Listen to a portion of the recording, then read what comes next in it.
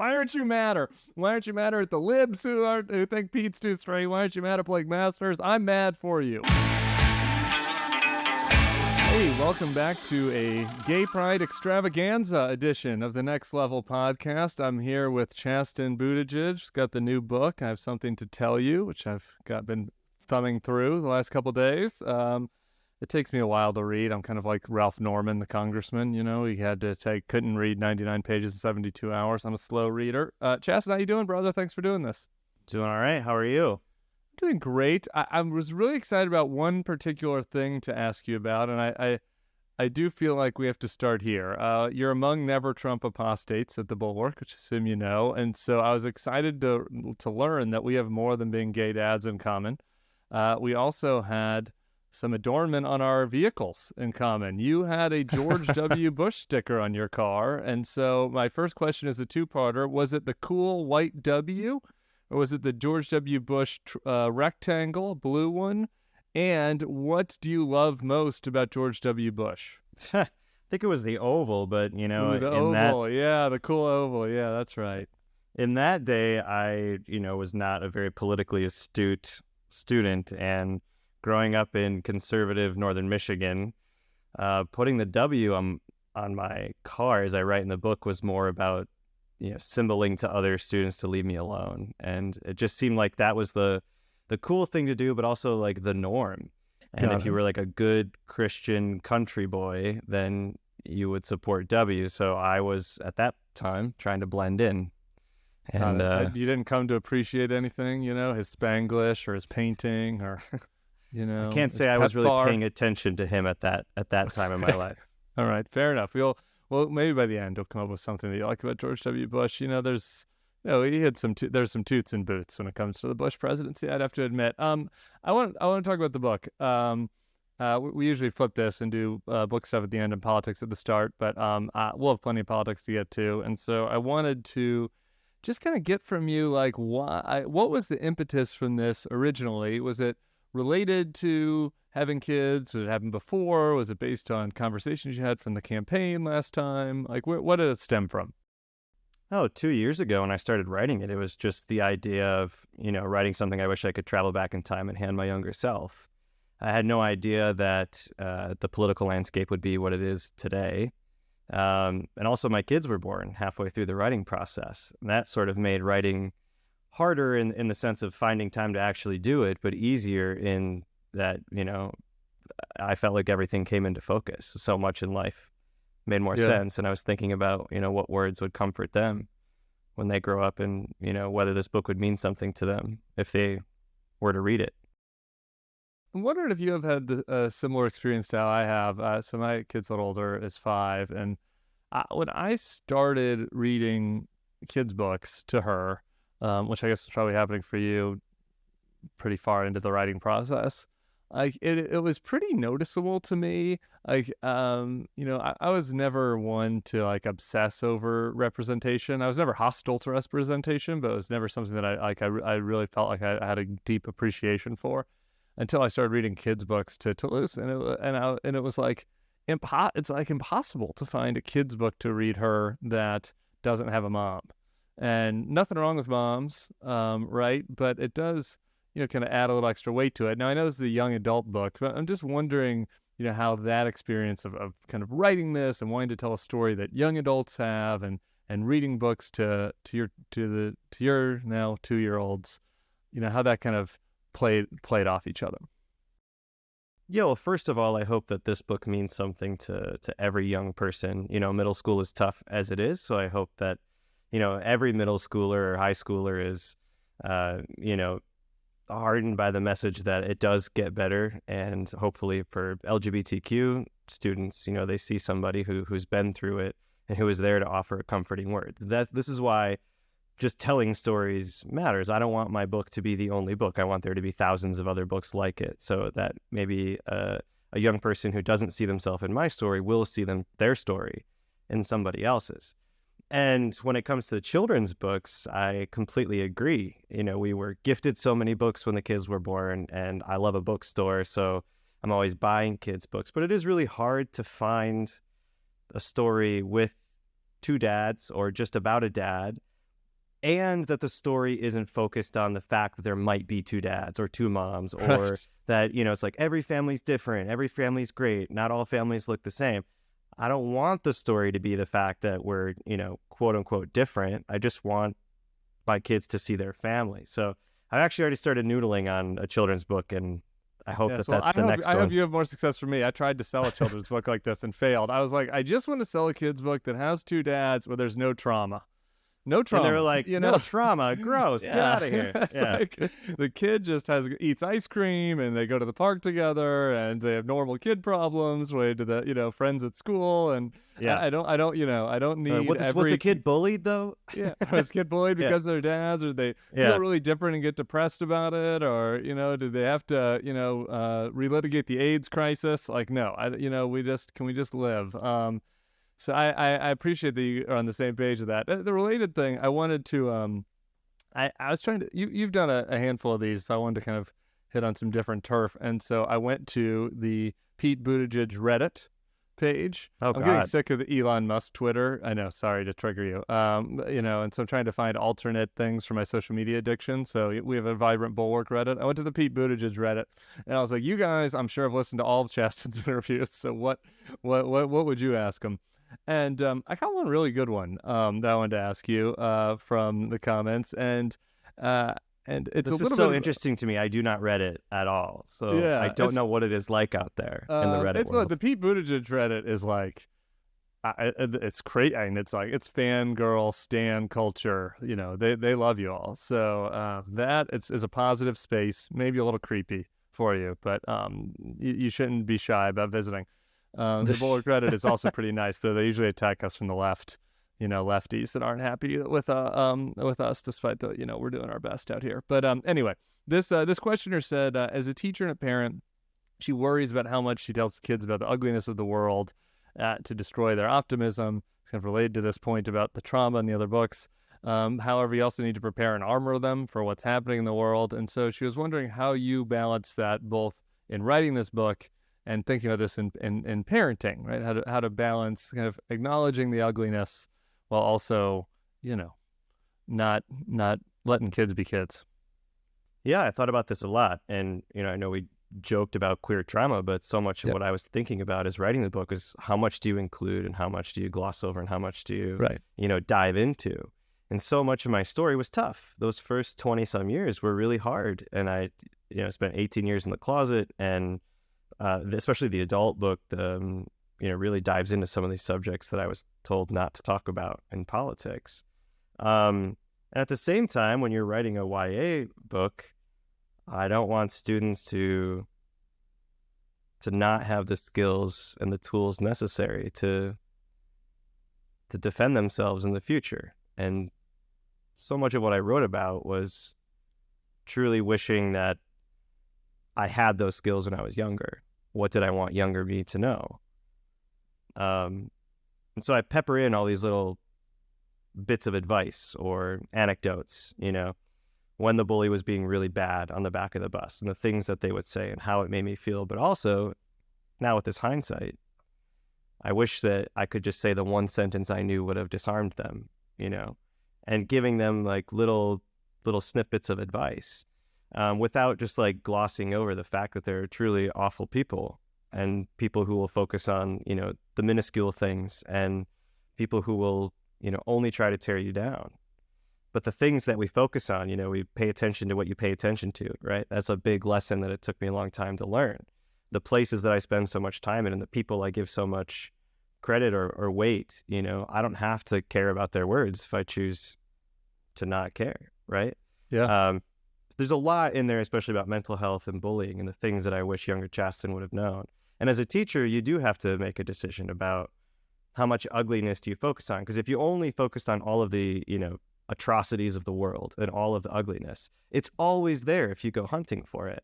So there's also great lessons to be taught in all of the goodness that comes out of people just doing the work. And I think that directly correlates to life in Washington I worry as well. about that with with the Gen Z crowd, especially like this. Their anxiety feels, maybe it's just perception. It's hard to know. I don't know. What kind of feedback have you gotten from actual teens that have been exposed to the book. Like, are you sensing that too, that they have this kind of anxiety? Are you sensing that some of this stuff wasn't relevant to them because they're living in a gay paradise, or what kind of feedback have you gotten? Yeah, there are some echoes of, my younger years, and there's some things that are new. Like, I didn't have TikTok and Twitter and Instagram when I was Right. their age. And I didn't go home at the end of the day and like log on to social media and see what everyone was saying about me, or Right. just have the opportunity to see other people debate my humanity in a way that is always in their face should they go looking for it. Some of the young people I meet, one, they're just fed up with politicians naturally, so they have some of the similar experiences where you see people focusing on your humanity and your dignity, and not only talking about it, but trying their very best to pass legislation that dehumanizes you, strips you from the right to even receiving things like gender affirming care. And that's terrifying for young people. But again, they have things that I didn't have to worry about now. And so some of the people that I'm so grateful for meeting along the way, both on the campaign and while I'm on book tour, are the people that are providing just community and space, especially for some of these young people who had to run away from home.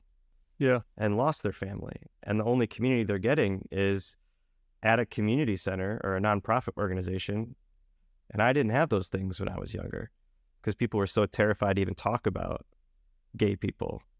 So I think there's that balance of progress and regression. And the fact that some of these places exist now is great. But you still have kids who have to run away from home and leave everything behind to go find them. Yeah, that last group, one of my obsessions during Pete's campaign was writing about like this, like having been a gay Republican, like I felt like I had insight into a world that like wasn't very well represented in the media, which is like red state gays, and red community gays.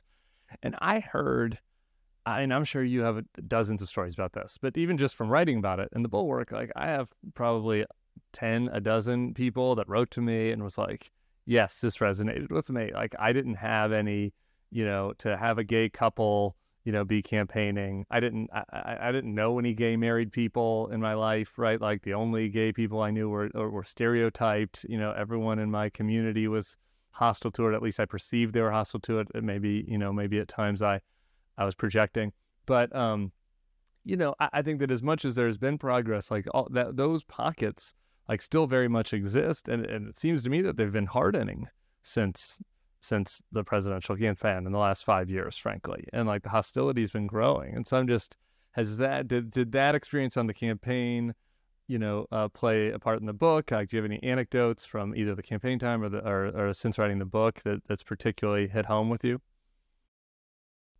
Yeah, I mean, anytime I go to an event or even right now on the book tour, I always just tell myself like all it takes is one. All it takes is one person to make it totally worth it. And it never fails. There is always one person at an event who tells a story or asks a question or frames it in a way that reminds you of how important just making space for them is and how important existing openly and proudly is. That you can wash away all of the other stuff that you've done with your life and the fact that you are proud to be who you are. You are open about your love and your family and your fatherhood. That means something to somebody.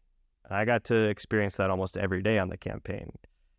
It wasn't the noise on Twitter or social media, and it wasn't the commentary from both the left and the right about whether or not I was gay enough or too gay, whether there was too much of a focus on the fact that we were gay in the campaign. It was all just chatter. It's just noise, people who get paid to make noise. And then you meet this kid who, just this young person who I remember meeting a freshman in college in the Central Valley in California who said, I think we lived the same life. Like I ran away from my parents. I came out when I was 18. I worked at Starbucks, put myself through community college, We're trying to put themselves through community college, and we had all of these parallels. And it was just the fact that I was there was enough for them, and that is still humbling when I have those experiences. But that's what truly matters, because I didn't have any of that when I was younger. I didn't have any role models. And that's pretty cool that we get to grow up to be the people we wish we would have had. No, man, it's absolutely cool. And I was going to say this later because but it's relevant. We're going to have plenty of time to talk about the terrible Republicans and what they're doing right now politically. But just really quick first, like as we're reminiscing about that, like the fact that there were people like talking about, oh, there's too much focus on him being gay, and or this chatter from the thing that was most frustrating to me during that campaign was not the hateful shit from the people that I used to deal with on the right, because I knew that was coming, right? It was this blindness to the media when you guys win Iowa, basically tie Iowa, a gay man wins the Iowa caucus, and it was like I was on Morning Joe the next day, and it was like they were like barely even mentioning, they're like moving on to New Hampshire, they weren't even talking about it. I'm like, this is insane. Like I never even imagined growing up the possibility that somebody could be gay and could win the Iowa caucus. Like it was too insane to even imagine as possible. And you guys are just glossing over it because in your little media communities, like that's common and it's the norm. And that was frustrating. And having people from the left then nitpick and be like, well, he's not gay enough. He came out too late. He wears khakis. Worked at McKinsey, like all that shit just had to be gobsmacking to you, right? Or was it even possible was there just so much noise it was hard to process? Like what were you thinking about all that from people that were more on your quote unquote side? Yeah, I think you will not survive presidential politics if you're wrapped up in everyone else's opinion of yourself. Sure. Truly, that's not the political answer. Like it'll crush you if every night you're going to bed and you're surfing the internet wondering whether or not you did a good job being yourself. And for me, I had to make a conscious decision early on in the campaign. Either I'm going to be myself or I'm going to go home and disappear. Because if you don't know who you are and what you stand for and why you're there, it will destroy you. And so that debate is just chatter, Again, it's people who, one, I think there's an element of truth to some of the things that people were saying. Like, I don't want to be the gay for everybody. I want everyone to be able to exist in this world however they want to exist. And I don't want to carry the banner for an entire community because I am not the entire community. I want everyone's voice and story to matter. Like, I can't speak for every letter of the acronym because I am just one letter. And I want, at the same time, every single person in my community to feel the same like warmth of love and acceptance and community and justice that everyone else feels. But at the end of the day, hearing people say like, it's not enough, it's too much, I am just me. I'm just being me, and I hope that's enough. That's really gracious of you, Chasten. But I mean, was there not a moment where you just were like wanting to stand up and be like, is this not enough for you people? Like, how is this not fucking enough for you people? It's insane. Like, you had to want to pinch yourself. Like, this is insane that this is even a thing. Sure, but like acknowledging that insanity and acknowledging that people get paid to write that stuff and they get paid to say it, or that people just like find joy in piling onto the nonsense online. Like, if I were to invest so much energy into like meeting their expectations of identity or queerness, it would destroy you. And so like, yeah, you can always like look at it, laugh at it, sometimes roll your eyes at it. Like I remember being on the cover of Time magazine, and that to me was so emotional that I got to grow up to not only like be on the cover of Time magazine, but be standing next to my husband, and my husband who was running for president. Never in a million years would younger Chasten have believed that was in store for him. And I remember some people being really upset that we were wearing chinos or like button-ups. And that to me was just so silly, because to me, I could celebrate that existence. I could celebrate where I was and what I was doing and hope that, it was enough. But I can recognize at the same time, it gets really loud out there. Yeah. And some people just like, they get paid to make it loud. So, I mean, I love a mesh tank top as much as the next guy, but I mean, I don't think we necessarily need our first gentleman of transportation to be in a midriff mesh tank top just to justify his queerness. Tim. It is. It is my final just thing on this. It's worth because it's just worth sitting on for a second. This wasn't on my prepared question, so I figured out how to spit it out. But when I was doing my vows with my husband, I used a phrase. I said that, like, people say like this is beyond our wildest imaginations. Like that's something that you say. But like that was literally true for me, right? Like as a teenager, I literally, it did not, like it really didn't cross my mind that it was possible that I was going to have like a wedding with my parents there and my Catholic cousins, and that like I'd have a baby with me. Yeah. Like I was like, if you would like even the best case scenario, right? Like it was beyond it. That is true for you, like times 100, right? Yeah. Like the best case scenario you possibly could have imagined as a teen was what? Surviving. Right. I mean, I really did think in high school there were two options, One was to no longer be here, and two was to run away. But I was never anticipating that there would be a wedding or twins, Like I thought those were my two options when I ran from home. And I really was convinced that for a while, it just wasn't going to work out. So that's what I'm talking about when I'm just focused on being me. Like every Pride Month, that's just an opportunity to celebrate the fact that I'm still here. I try to stay really focused on that. And the fact that that kid who was, sleeping on friends' couches and in the back of his car and pretty convinced that nothing was going to add up gets to be this guy. And, whether that's writing the book or just shopping at Target and someone sees you and is like moved to tears because you're there that's wild to me. It truly is beyond your wild imagination, right? Your wildest dreams that somehow I'm still here and I have all of these great things going for me. Okay, well, we've got everybody's feelings going, so let's now to get dark. Let's now get into the dark stuff. We're at Pride Month. Things aren't great. I thought we were on this inexorable path. What's the Obama line? The arc of history. I thought we were on an inexorable path towards like fabulousness, right? And it appears like we're not. What I want to get, I want to get your opinion on all this stuff. It feels to me like probably the most fraught Pride Month in a while. I hope that I'm wrong about that. But I'm worried about violence. I'm worried about the treatment of performers, particularly drag performers, and other letters in the alphabet. But I want to start with you first about the education stuff. Yeah. Since you're a teacher and you get into that in your book. But so I just moved to Louisiana. They are passing a Don't Say Gay replica here. That's actually kind of worse than the Florida Don't Say Gay one. It kind of includes the Don't Ask, Don't Tell for teachers element of it, essentially. And I'm lucky enough and privileged enough that like my kid is gonna go to private school in New Orleans, so it's not really a problem in my personal life, but it is a real problem for people in a lot of other parts of the state. And so it's something I'm very riled up about.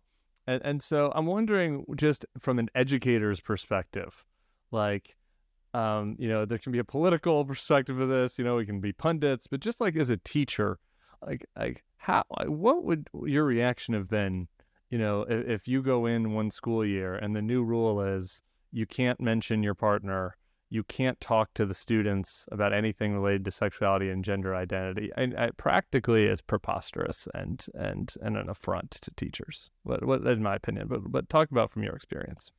Yeah, can I do a quick Google? Please. Yeah. All right. Google. I'm gonna Google the average teaching salary in Louisiana. Let's see, maybe around 37 to 40. High 30s, right. Low 40s. Sounds right. Yeah. All right. So if you're a teacher in Louisiana and you're making high 30s, low 40s, freshly out of college, what is convincing you to stay in Louisiana?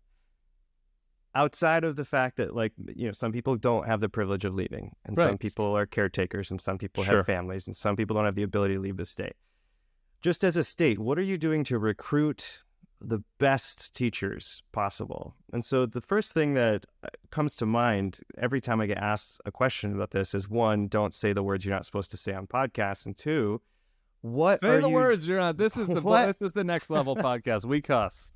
I'm gonna fucking call them cunts if you don't. So anyway, continue. It is mind-boggling. This is the stuff that they're focused on. And if you have ever had a roundtable with teachers, which I'm guessing these people have not, especially on the campaign. I did roundtables nonstop with teachers. And the things that teachers need right now are support, especially when it comes to basic necessities in the classroom. Like, why are we asking people to donate pencils at the checkout at the grocery store to their local school district and not just supplying the basic needs? And this is the party that says that they care about mental health. It's not guns, it's mental health. Show me your funding. Show me your budget. Show me how you're increasing mental health support services in schools. Why are we stripping the arts from public schools? I think those are the vehicles for life skills like empathy and teamwork and active listening and community and leadership. Anyway, all of these things that schools could be benefiting from. And we're focused on making sure that teachers don't mention that they have a husband or a wife. If you were a teacher just looking for a place to land, who had the ability and the privilege to pack up and go wherever you wanted, if something like that passes in Louisiana, I'm going to pass on Louisiana. It's ridiculous. It's not only bad for students and bad for teachers, it's bad for jobs. It's bad for the state. Yeah.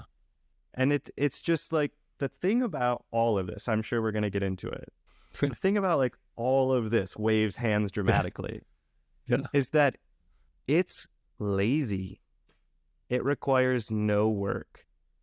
Hate is so much easier than doing the work. So these people don't want to roll up their sleeves. They don't want to improve education. You want to improve education, I'm sure you're not going to start with, well, let's make sure teachers don't mention who they're married to. Are you kidding me? For 13 years, every teacher that I had a picture of their spouse on their desk, and every book I read had straight characters. And look at me, not straight, but nobody. You weren't groomed, Chasten? Nobody was grooming you in Traverse City? Apparently, they tried their best, and I have something to say about that too. But the fact that this is what they're focused on, it just requires no attention. It's like copy and paste bills all across the country, super hateful, it stokes the base. They fundraise off of it. They get all their clicks off of it, and it does nothing to improve anybody's lives. And that is so shameful, not because it attacks a vulnerable community, but because these are people who were elected into office to make people's lives better and safer. And they're just sitting there acting like a bunch of playground bullies. My other question when I've been thinking about this is like, have any of these people met a fucking kid before? Like, it's just like, what do they expect teachers to do? You know, I mean, like my just tiny little narrow experience, right, is like Toulouse just goes to a new school, just started a month ago. We walked into the school. It's 2 white guys and Toulouse. And it's like, 5-year-olds are going to ask questions about that. You know, like 5-year-olds are like, that's what like they want to know. 6th graders who are trying to like navigate what's happening in the world are going to ask trusted teachers about stuff. You know, the kinds of students that you had, I'm sure, came to you with trusted questions. Like what, like the government now, the free speech party, the freedom party wants the government now to like tell the teachers how they can answer the question of like, why does this kid have 2 parents, or you know, why does this kid have 2 dads rather? Or, you know, how can I deal with these feelings I'm having? I mean, it's preposterous. Yeah, it is. These people are more scared of a kid learning that you and I are dads, or that we have a husband, rather than the fact that you're more likely to get killed by a gun in school in this country. It's just a fact. That's the data. And if that doesn't scare them into doing something, again, shameful, wrong side of history. I taught 7th and 8th grade. And you are absolutely correct in asking if any of these people have actually met a middle schooler. Because I promise you, these kids, they are not like the innocent little bundles of fragility that you think they are. Like, they are very much attuned to what is going on in the world. And I think about that teacher who, I don't want to get my stories confused. Was it the one who in Wisconsin like wanted her kids to sing the Rainbow Land song by Dolly Parton and Miley Cyrus? Look up the lyrics. It's just about like building community and empathy for one another. Yeah. And now I forget which story it is, but like this teacher is being like pulled out of class. No, it's the teacher in Florida. She was showing Strange World. Yes, the Disney movie. And now her kids are getting pulled out of class and interrogated and have to answer questions about their teacher showing this movie. What do you think is going to stick with those kids more? I was interrogated in, what grade is it? 6th grade, and my teacher lost her job because she showed a Disney movie. In the United States of America? Are you kidding me? That What is if what's going to stick with them. And I can't imagine like what my students would have thought. Actually, I can. If one day I came in and had to like take the picture of Pete off of, the bookshelf behind my desk, those kids would have walked out of school. And that's the thing I see about amongst young people. Like when I'm meeting them on the book tour, when I just meet them in everyday life, they're ready to burn it all down because the adults in the room aren't acting like adults and they're focused on things that would get these kids in trouble on the playground. you said you had more to say on the groomer thing? Wasn't on my list, but you piqued my interest. So now I want to put a quarter in the machine and just go. I mean, obviously, it was probably something you had to worry about at some point, right? When you're a teacher, right? Being a gay teacher, Oh, sure. worried that some parent was gonna come in and say that whatever. I didn't get a job because of who I was married to. I know what it is like to have to look over your shoulder and wonder whether or not it's okay to be yourself where you're teaching. The last thing I'm focused on is talking, especially when you're, dating and then married to the mayor. Like the last thing you want to talk about is being married to the mayor, Everybody wants to talk about that. And like, I just want to do my job. Like, this is what I went to graduate school for, to focus on being a good teacher and do the work. And, nobody had an issue growing up. The movies and the shows we were watching, the books we were reading, the things we were learning in school. And now, like I just said, you have a song about rainbows and empathy, and parents are twisting themselves into knots at the idea of their kid being just a little bit more empathetic and accepting. And the thing about the book bans is just, again, it's lazy and it's a non-issue. And the fact that we all, I feel like in our generation, read this story about a 14 and a 15-year-old falling in love in one day and getting married and consummating that marriage off stage and then killing themselves out of love. Romeo and Juliet. Yeah. Nobody was like protesting at the city hall or at the school board meetings because of this story, but also because we just trust teachers to do the job. Yeah. And now it's dying just to ask Ron DeSantis about the Princess and the Frog. I mean, there's just like animal human love. It's despicable. But also, there's a Hooters 1 mile down the road from the governor's mansion in Florida, and nobody's got a problem with that, What do you say? Like, obviously, most of these people are lazy assholes, so I think we can agree to that.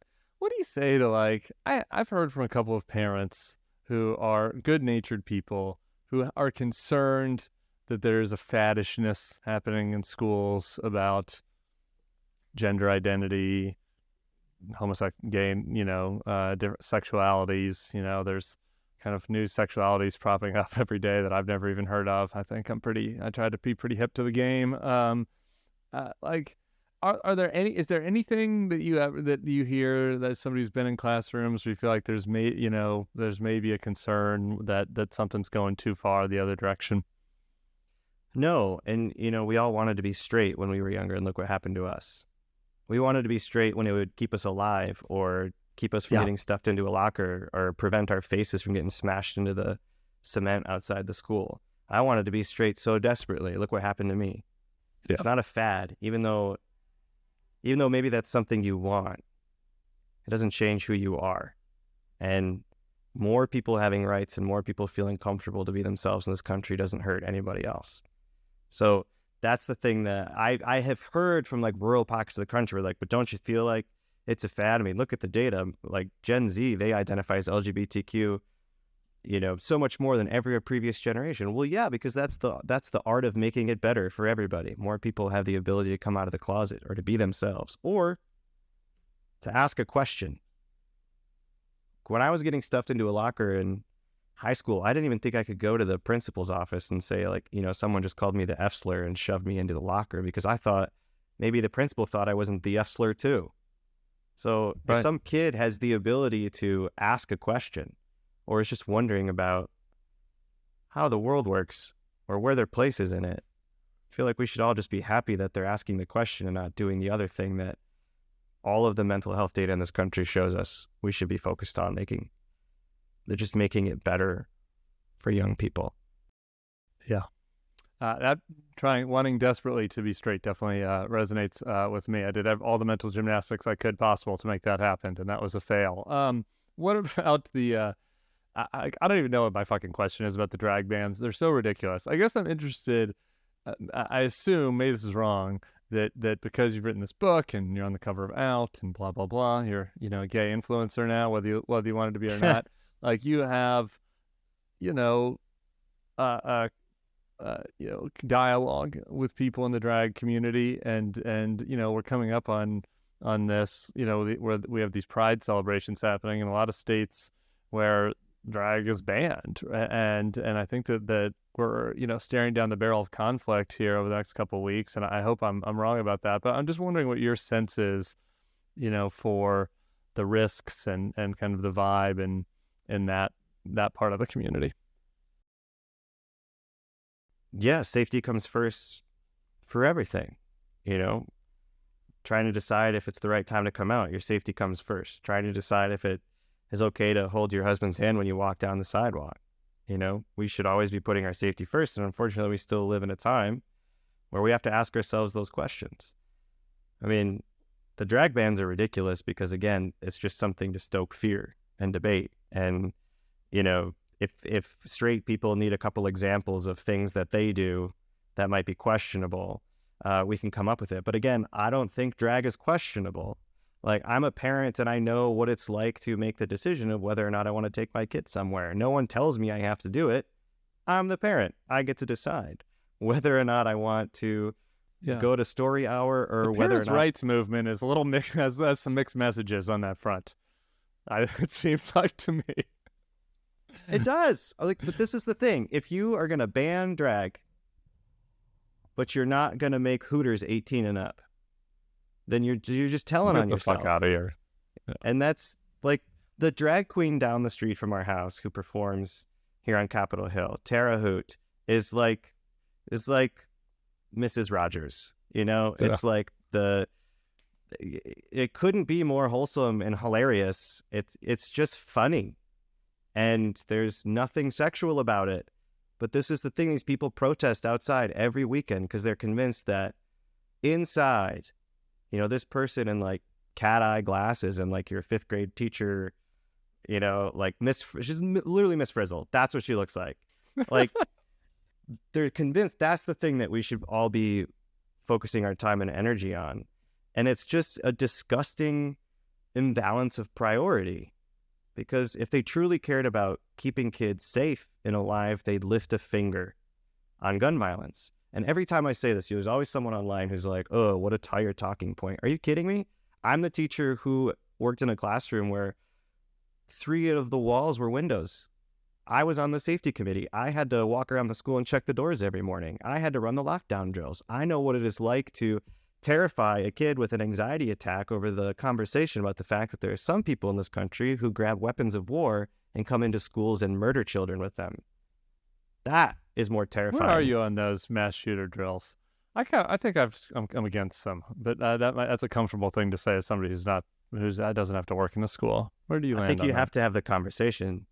Yeah. Because at the same time, like, you have to be prepared, but this is the thing. It's too nuanced to do in a podcast. But this is why we have committees, we have conversations, and we involve parents and, mental health counselors. But there is nothing like saying, hey, by the way, this morning we're not going to be doing our lesson and we're going to be talking about the fact that we all won't fit in the closet. Well, so the kitty litter box is in there, so Jesus, Tim, there isn't room for you. I want your brainwashed. I want your reaction to 2 Republican politicians, then we're going to get to rapid fire questions. The first one is Ted Cruz came out today and said that he doesn't think that gay people, or yesterday, doesn't think that gay people should be murdered. So are you impressed with Ted's bold position against the Ugandan law about murdering homosexuals? I'll take any voice, but that's the bare minimum. But great, congrats for being on the right side of history on that issue. Go into his mentions though. Oh yeah, and including the quote tweet from Ron the pastor that gave Ron DeSantis his invocation, who came out pro gay murder, which is will be interesting to see if he's still on the trail with Ron. I'm going to bet yes. You write in the book about, you kind of meditate about, masculinity too, as much as sexuality, and kind of norms and, fitting in. there is a leader in the conversation on masculinity right now in Washington named Josh Hawley. And I'm just kind of wondering what about his book, Manhood, The Masculine Virtues American Needs, has impressed you the most? Would you call him a leader? He's a senator. I don't know if I would call him a leader. Congrats on the book deal, but there is a virtue of masculinity. I think people assume that just masculinity is tied up in the word strength. Yeah. And I think Senator Hawley has displayed his idea of strength in a very viral video of him running away from the people that he incited. And I am terrified of the future where my kids will reflect on my character and my actions. And, whether I say an unkind word or what I do as a leader, and inciting people to overturn democracy, and, it's shameful enough. And then you run away from them. It is crazy. What do these people think kids are going to think of them? I think about this, like, they're going to be 16 and look at pictures of the Capitol on fire with Confederate flags and people in Nazi shirts. And they're going to be like, you were on the side of these people? Like they're not going to care about the nuance. Like my daughter is already so precocious. I can just tell she's going to steamroll both of us. And I can just imagine your kid being like, so you wanted them to overthrow the government? Why'd you run away from them? Right. There's your question. Maybe you should answer that question before you write a book. Yeah. I don't have any, I think that there is a fair concern I think it's fair to be concerned, and as you write eloquently in your book about young people who are trying to figure out who their true selves are, and not wanting to be put in a box, and wanting to like fucking wearing heels and also going fishing, and like that's okay, and that's an okay way to be a man. I think there's also a fair concern that, like, sometimes really,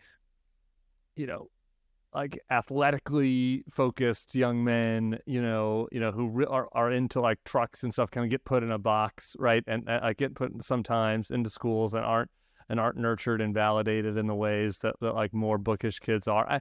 And I think that you can be concerned about both those things at the same time, and yet it feels like these assholes, like Josh Hawley, who are obsessed with masculinity, are like only focused on protecting the feelings of that one narrow segment of model of what it means to be a young man.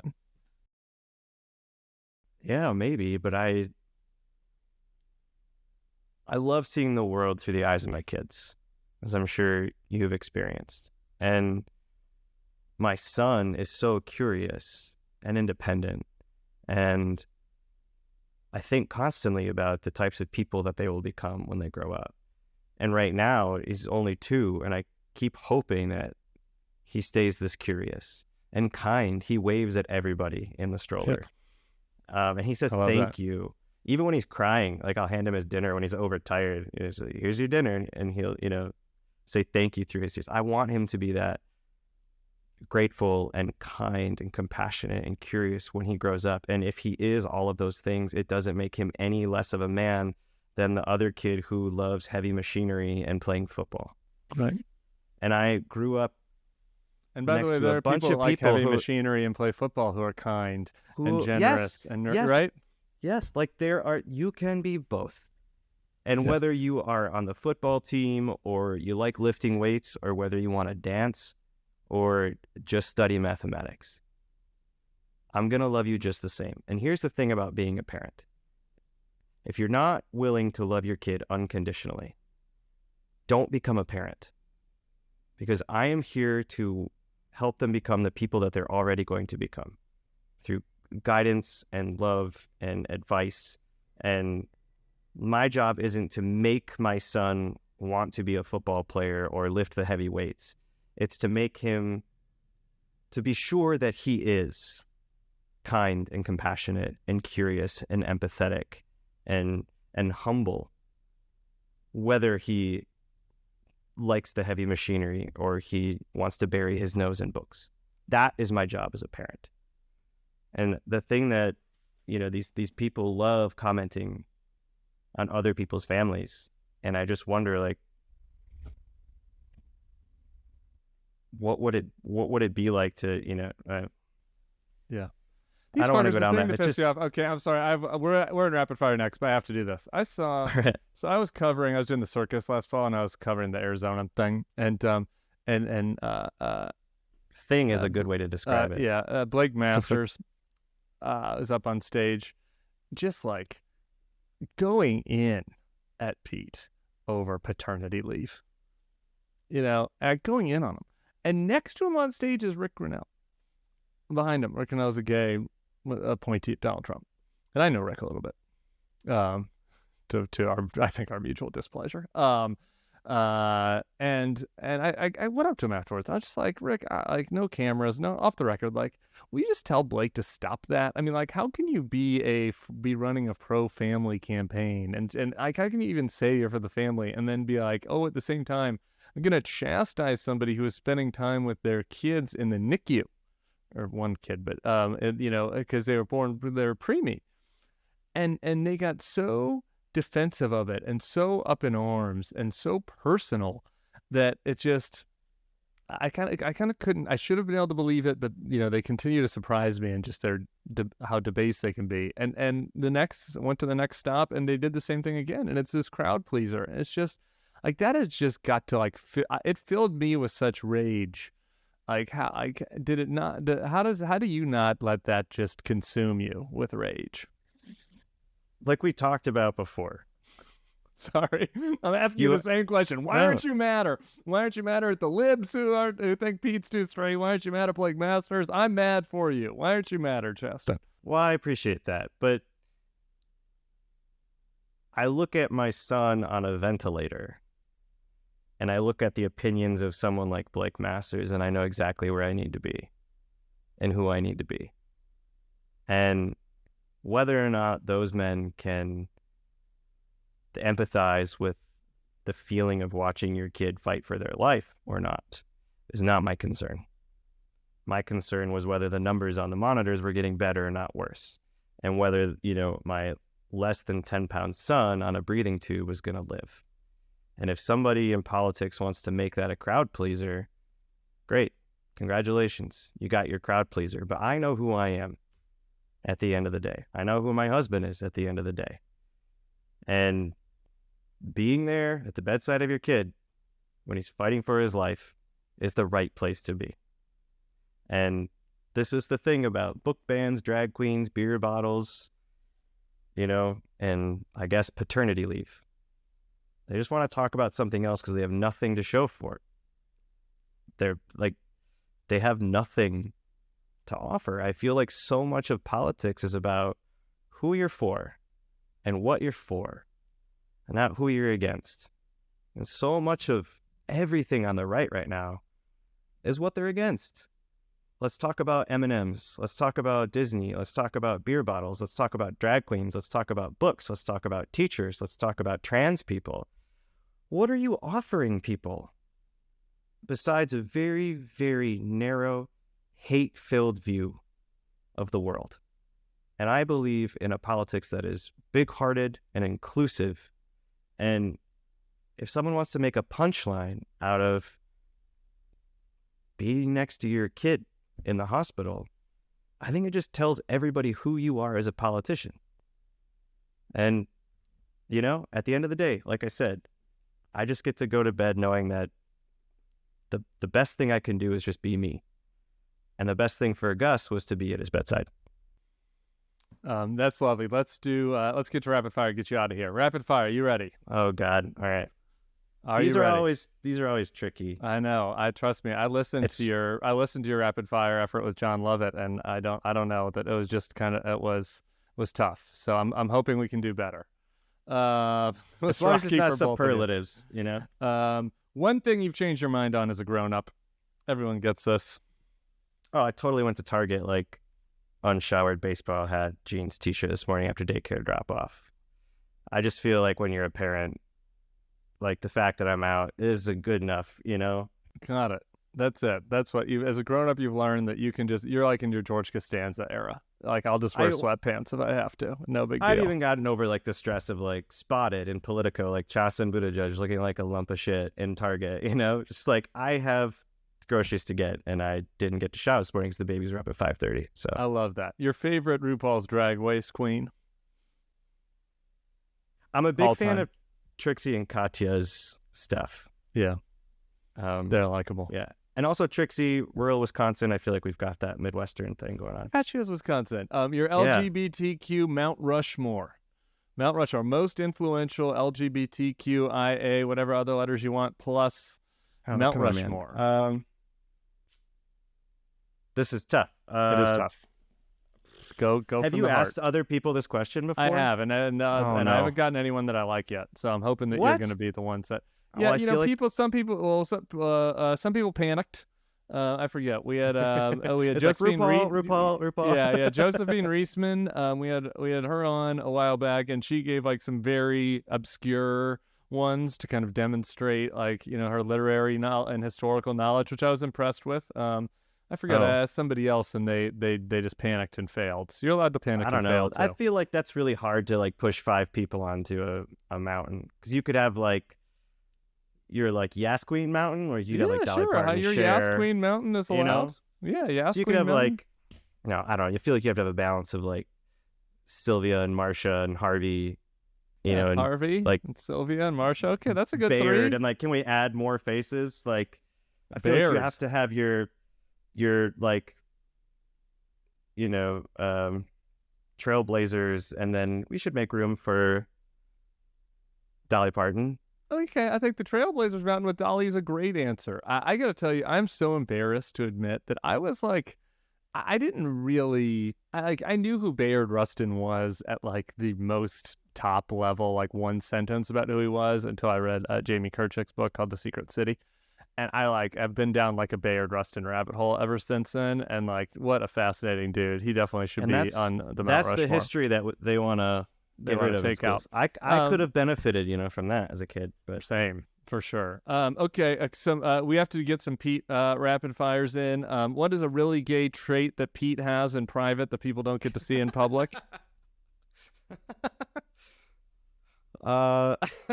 You know, I feel like he has gotten better over the years at like going along with a bit. Like, I have so many theater friends, and like he has learned that, just like he's learned to like call back a bit. Okay. And I feel like he has gotten better at like reading people. So like a read. Like he's like he can do a read in the library. I guess so he did some reads on the debate stage, but I guess not really in the gay sense. Yeah, I feel like he's allowed to like, you know, do it.